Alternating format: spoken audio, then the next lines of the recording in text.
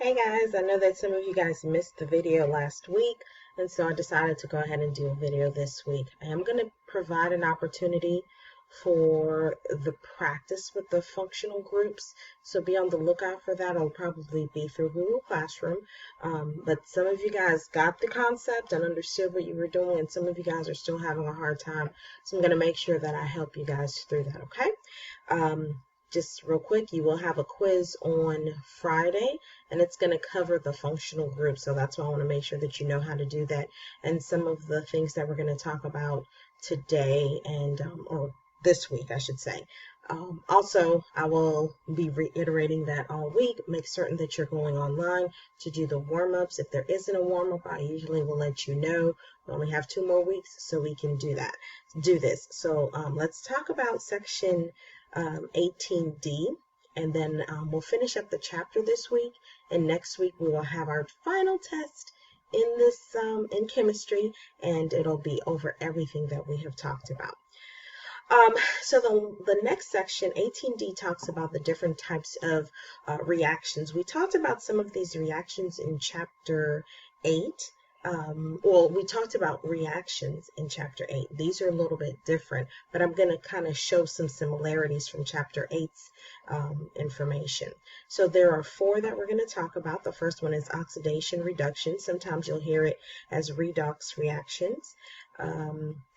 Substitution reaction, that probably sounds like something you've heard already. Addition reaction, and condensation reaction. And I'm going to break that out a little bit to some specific scenarios under the condensation reaction. So the first one we're going to talk about is oxidation reaction. With an oxidation reaction, basically you're talking about combustion, right? And so remember, one of the things that's required in a combustion reaction is oxygen. You're burning whatever that is in the presence of oxygen, and the byproduct or the products will be carbon dioxide and water. Okay, so that's kind of how you know, and that was really easy in chapter 8 to identify those types of reactions. These are going to look a little bit differently, and the one thing that I want to say, that what is similar to the oxidation reduction reaction in this chapter, comparing it to chapter 8, when we talked about the synthesis, decomposition, and single replacement, it's kind of functioning like that as opposed to a combustion reaction that we talked about in previous chapters. But if you think about it, it is kind of similar in that sense as well. One way that you can know if an atom has undergone oxidation or reduction is this simple phrase, Leo goes Ger, like Leo the lion. So if you break it down, Leo, lose electrons, oxidize, gain electrons, reduce. That's the Ger part. All right, so when we look at this example here, we have 2 atoms. Well, the first one, we're showing clearly a transfer or a loss of electron here. So lose electrons. Therefore, this atom is being oxidized in this situation or scenario. In this atom, it has gained the electron that this atom has lost. And so gain electron being reduced. So we've talked about the whole losing electrons and gaining electrons before. I never really talked about oxidation reduction reactions, but that's essentially what it is. So you're familiar with it already, or we've at least talked about it before, but this is how it relates to chapter 18. Okay. All right, the next one is substitution reaction. Now, when you hear that, that probably sounds very similar to some things that we've talked about in previous chapters, or in chapter 8. So what happens is that molecule, a portion of that molecule, is going to be replaced by something else. And the example that I have here, I have benzene, and I'm adding this HNO3 or nitric acid, and it's in the presence of sulfuric acid as well. And so what happens is this is going to kind of break off, and it's not showing all of the product here, so please don't think that we've lost something. But what happens here is now this NO2 in the end is actually replacing the hydrogen that would be here. All right, and so this is an example of a substitution reaction. Now, when we talked about single and double replacements in chapter 8, this would be kind of that similar concept. The substitution reaction is similar to a single or a double replacement reaction, because that's essentially what's happening. We're swapping one thing out for the other. Okay.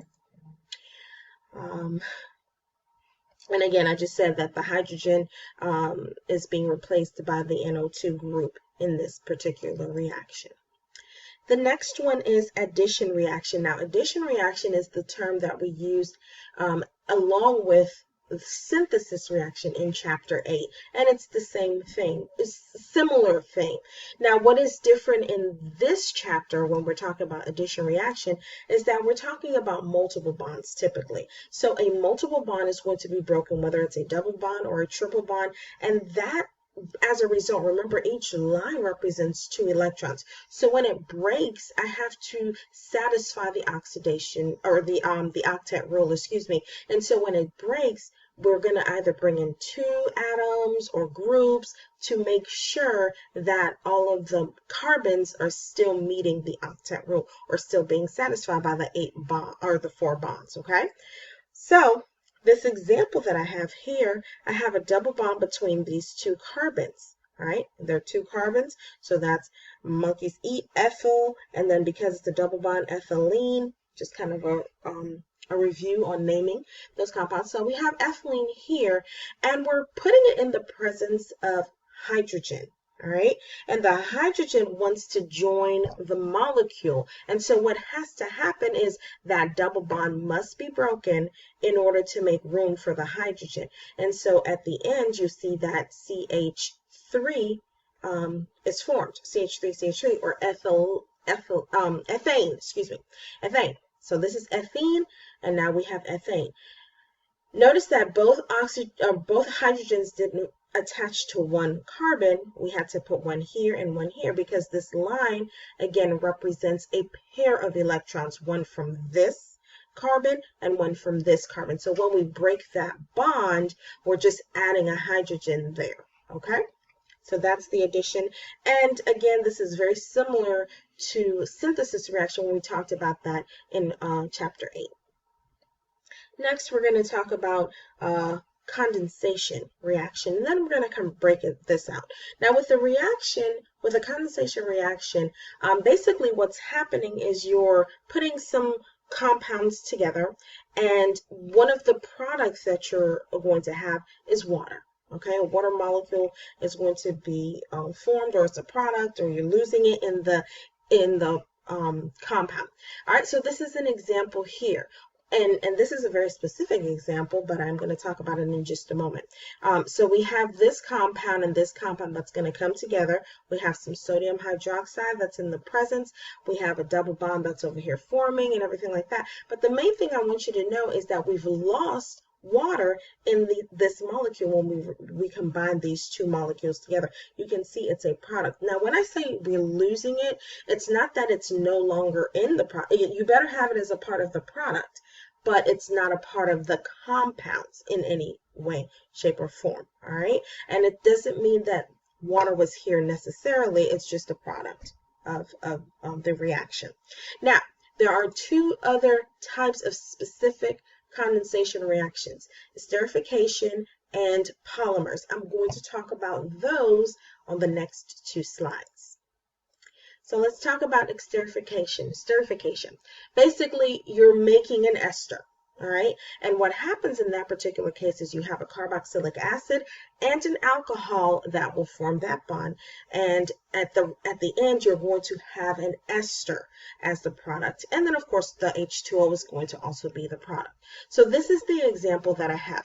This is the compound that has a carboxylic acid, all right, or that is a carboxylic acid. We have the double bond with the oxygen and the carbon, and then we also have the OH. Remember, that was one of the things that we talked about in last week's lesson, or that I showed you in last week's lesson. Then we have an alcohol as well. The alcohol right here, this is whatever 2 carbons, and we have an OH that's attached to that. So that's how I know that that's an alcohol. So the combination of those 2 things, I have sulfuric acid as well. That kind of, it's it's helping in the process. It's not a part of the reaction, but it is there. And then the end result is I have an ester. Remember, the ester is separated by oxygen. Oxygen has two groups, hydrocarbons here, okay, bonded to it. It's separating, it's a bridge between two hydrocarbons. And so that's how I know there's an oxygen here. There's a hydrocarbon here. Of course, it has a double bond with oxygen. And then we have another hydrocarbon here. So that's how we know that that's an ester that's being formed. And then, of course, water, because it's still a type of condensation reaction. So I'm expecting water to be one of the products. And remember, when you think of condensation, you usually have water there. So if you think about that and kind of remember that, that will help you to identify those specifically. All right, and then the last one that we're going to talk about that's under that, that specific type of condensation is polymers. All right, now polymers are just basic, and we're going to talk about this later on in the week, but polymers are huge molecules. They're very, very big, and they typically will have a repeating unit in there. So, you know, you'll kind of see it over and over again, and it's represented by N, but I'll talk about that in just a moment. Now, what happens typically here is when you have ethylene glycol and that lovely word, I'm not even going to attempt to say that one, acid, they condense. Again, we should have water as one of the products. This is how we know that we have polymers, but the polymer is such a large compound. All right, so in this particular case, the ethylene glycol right here, that's a specific name for that poly alcohol. Okay, and then we have the whatever the acid is, and this is how I know it's the type of acid, because I've got the double bond with the carbon and oxygen, and I have an OH, and I have it twice. All right, but then it's benzene involved in there. The result is this really large compound. Now, if you look here, here, and here, they all look the same. All right, but you'll notice that we put this in parentheses and put the N. N just means a number, and let's say that was 5 or 20 or whatever. That just means that there are 20 more of these particular parts of this molecule in this compound. All right, and so that's basically what a polymer would look like under the umbrella of a condensation reaction, but we're going to talk a little bit more about polymers in the last section of this chapter. Okay, all right, for homework, or what you guys are going to be working on, section 18D. All right, there are 6 questions for on page 478. I need you to answer them through Google Classroom. I do not want you to attach your work. I do not want you to email me a copy of your work. Of course, if you're not doing, if you're using a homework pass, that's fine. You can email that, but or you can attach it through the assignment. Actually, I would prefer that, because then at least I have everything all in one place. However, please go through the Google Forms, answer the questions. It's going to grade it for you. You'll know your grade right away. I think I'll have that as an option. I'm not sure yet.